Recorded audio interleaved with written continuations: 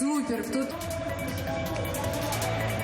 Хочу построить большую великую компанию. Такие наполеоновские планы у молодого бизнесмена из Элисты. Алдар Болдырев в разных городах страны развивает свою сеть общепита. Полезный форум, потому что я могу здесь взять инициативу в свои руки и просто знакомиться с людьми. Вот у меня уже тут получается несколько человек, которые одни упаковывают бизнес, другие создают сайт. Третий парень вроде как хочет инвестировать. Казанская самозанятая Эльвина Герфанова на форум пришла, чтобы набраться бизнес-опыта. Уже полгода девушка дает уроки английского и немецкого языка.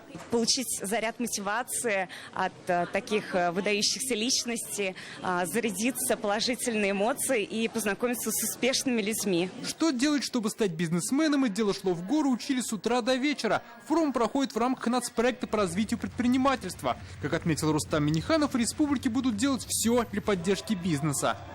Не секрет, что все эти бюрократические препоны, они существуют.